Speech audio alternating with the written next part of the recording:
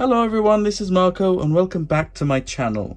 Today we're going to be taking a look at the Lab Lockdown T-Rex, the brand new Tyrannosaurus that Mattel has released for the Jurassic World Rebirth line. I'm really excited about this figure. I think it's probably one of the best T-Rex that Mattel have made, and I've been keeping an eye out for it, but they're just not released in the UK at all. So I had my good friend Brent send it over from Canada, and I'm really grateful. I'm not going to go in depth on the box at all, we'll just take a quick look at it right now. It's an open box like this. You can see that there's a nice landscape in the background and the T-Rex is sitting just in front of it. We have the name of the figure, Lab Lockdown T-Rex, on the bottom. We have the Jurassic World Rebirth logo right there too. And this is what we can see on the back. And that's pretty much it. To remove the figure from the box, you have to cut some tape here and there to be able to unfold it like this. And there's a little twisty thing on the bottom of 1 foot. So when we take it out of the box, we just have to click the tail in place. And here we go. This is the figure in all its glory. And my goodness, I really like this so much. There's so much about this figure to love. I like to think of this figure as a brand new extreme chomping version. A brand new, improved, reimagined, let's say, extreme chomping T-Rex. And that's for a few reasons. Let's talk about the sculpt first, then we'll move to the paint and then the articulation and action features. So the sculpt is brand new. Mattel really likes to reuse their original Rex sculpts, like from the Extreme Chomping Rex. But this time it is brand new and it reflects and portrays what we see in the movie. So let's talk about proportions. The tail has got a nice length to it. Usually tails on Mattel figures tend to be a little bit stumpy, but on this figure, it looks like it's got a nice length to it. The head is a little large on this, but as a mainline figure, I think it looks fine. Mattel used to do some really big feet on these toys, but since customers and fans have been giving feedback, they've reduced the size of the feet and they look really nice. And another big change from the previous Rexes that I really appreciate is how much thicker and bulkier this thing looks. They used to be quite pear-shaped, but now they're nice and round and thick. And Tyrannosaurs are pretty thick in general, especially the one in Rebirth. It looks quite a bit stockier, and I love that they portrayed it like this in toy form. Okay, let's resume recording. I keep having to stop because there's planes flying by. If it's not the seagulls, it's a plane. I think we should have a closer look at the detail now. Start from the head. As everything is a brand new sculpt, so is the head. And there's some really interesting detail on this, which is very different from any other Rex. It's got some very interesting detail on it. The skull shape is roughly a little bit different, but there's some main big details on this that are quite apparent, like this huge scale on the bottom jaw, which is really nice. I love that detail. And some nice big scales right there too, and some bigger scales around the eye and on the eyebrows. I must say that the ear placement on this figure is a little odd though. This also has a few scars on it too, right there and there. And I love seeing scars on Tyrannosaurs in general. It's quite scientifically informed as well, which is great. Tyrannosaurs fought with each other all the time. And I love seeing a bit of this in Jurassic World, especially on the toys. It's some great detail. Let's have a look at the mouth. And as you can see, these are brand new teeth. Mattel have been going ahead and doing some rubberized teeth, which means that they can be much sharper than the harder plastic rounded tips. This is for safety reasons, but it just looks much nicer too. And you don't get hurt. Now, I will say that this Rex seems to have a bit too many teeth on the top jaw. I think if we remove like these last 3 teeth, that's about the right number of teeth. It's a bit overkill, I think, compared to what we see in the film. But I really like the detail inside the mouth. On the Extreme Chomping T-Rex, or at least on my version, the tongue is attached to the bottom jaw.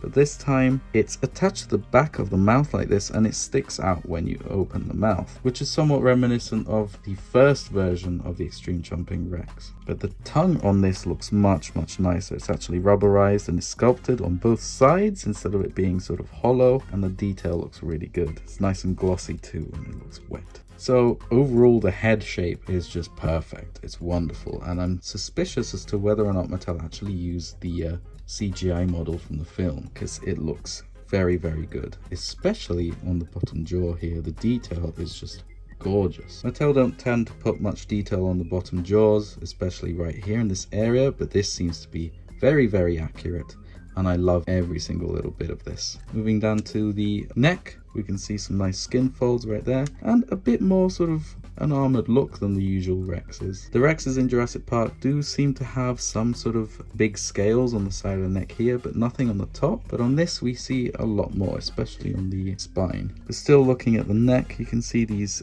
folds and wrinkles in the skin on the bottom jaw continue onto the neck there, which is a nice attention to detail. And then we can move on to the body. The body is very, very round, but as you can see, those scales continue on the spine, as well as loads of skin folds right there. Got some skin detail on this part of the torso too. Unfortunately, there aren't any belly scoots, which are iconic to the Jurassic Park T-Rex. I know for a fact that these scoots are present on the Rebirth one as well, and it is a little bit sad that we don't see it here. It would have looked amazing. Considering they put so much effort into the detail on the face, it would have been nice to see that carried on to the stomach as well. Looking at the arms, I really like these arms. They're not pronated. The palms of the hands actually face each other, which is scientifically informed, but we also see that in the film, or in the trailer at least. It's got some nice thick musculature too. The arms look, even if they're small, quite powerful.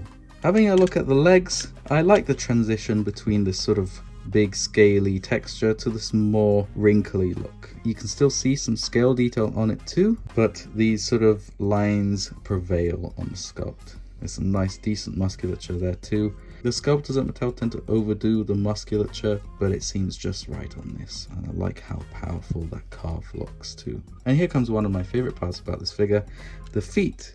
They're nicely sized, nicely detailed, but as you can see, the toe claws aren't actually painted. Although they're a different color, they're a separate pigmented piece of plastic. I'm not sure if this is to cut down on paint costs, which is interesting because this requires some brand new metal molds to be made, and it's kind of crazy that Mattel would rather do a brand new sculpt and make new molds than actually spending money on extra paint on the claws. It just makes you think how expensive the paint actually must be. I really like this change because that means that when children are playing, the paint isn't going to rub off. If the claw gets chipped a bit, it's still going to look the exact same color. Say if this was painted black and the paint rubbed off, you could see the brown underneath it. There's none of that going to happen on this figure, and I love that change. This is the scan code if you're interested. And then moving down to the tail, we saw a bit of it earlier. The scale detail continues, as well as these bigger scales on the spine. They continue all the way down to the very tip of the tail. Let's talk about paintwork. It's not incredible, it's quite basic. The whole figure is pigmented brown plastic, with the exception of the bottom jaw and the bottom of the feet. The bottom jaw is pigmented with this sort of beige color or tan color, and the inside of the mouth is pigmented with this red pink color. It's not really pink, is it? I can't really put my finger on what color this actually is. It's like a red orange pink. The teeth are pigmented in this color, so again the paint isn't gonna rub off. If they get chipped, it's still gonna be that same color, and that's amazing. The pupil isn't painted, it's instead stenciled kind of. The yellow paint has been applied on the eye with a gap for the pupil, and the color underneath the yellow, this dark brown, is the color of the pupil. This dark brown is present in stripe form from the tip of the snout, and then stripes all the way down to this part here. It is a bit annoying that the paint doesn't continue onto the tail. It's a bit of a drawback. It would have been nice to see some paint going all the way down to the tip of the tail. Same goes for the counter shading. The counter shading resumes this sort of beige color onto the chest, and that's pretty much it. We don't see anything else there. The hand claws and the dew claws aren't painted, and that's pretty much it for paint. It's quite basic, but it still does the job.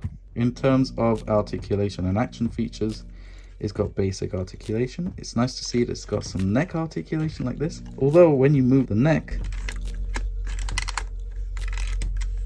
you can hear a lot of cracking noises, and that's due to the wire inside that connects the action feature to the jaws. But we'll have a look at the action feature in just a little bit. The jaws articulate thanks to the action feature, and then we have some limb articulation. Now, if we look at the arms, they can go in and out like this, backwards and forwards, and all around. The legs can move backwards and forwards, all around too, which is nice, and they move in increments.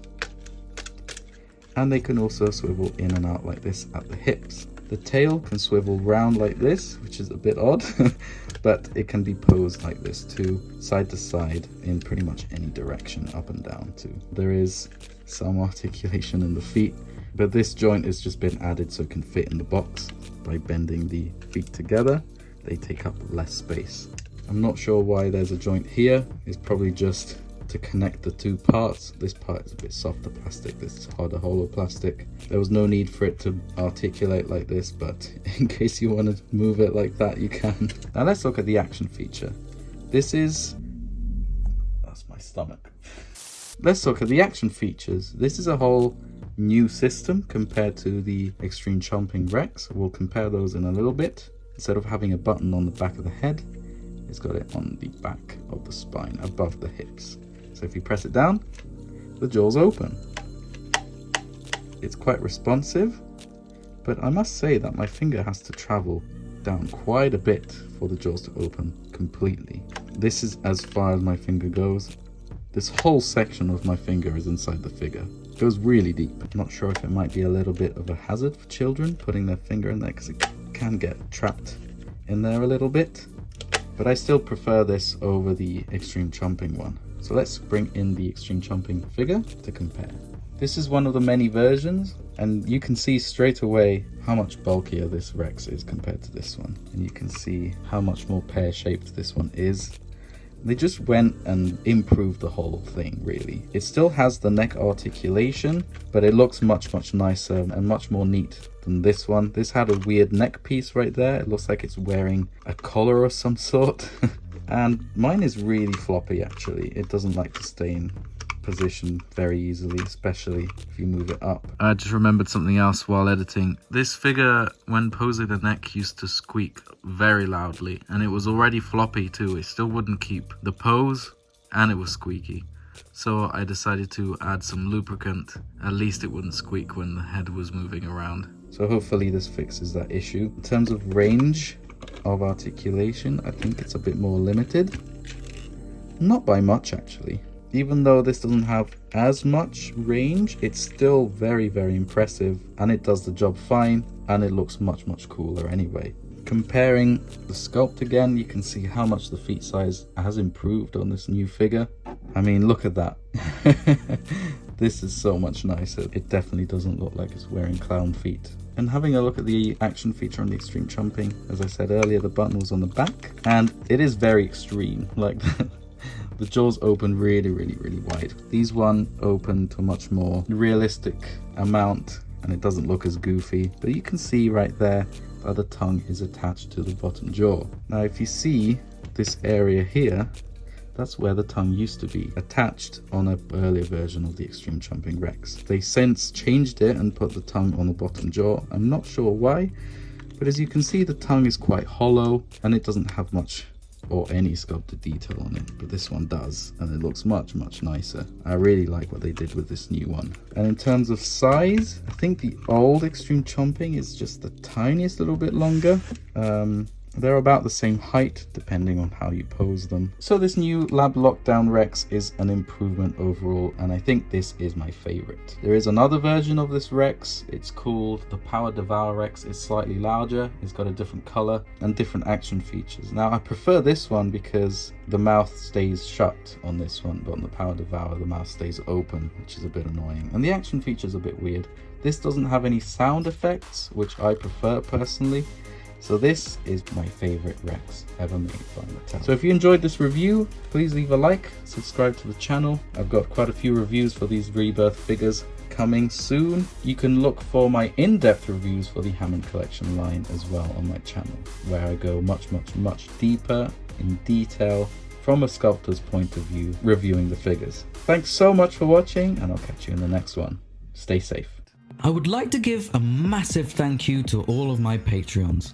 Seriously guys, your support really does mean the world to me, as it helps me do what I love for you. You help me buy materials, and most of all, you give me a helping hand with improving the quality of the content of my videos. Even if it's just a small donation, every little helps.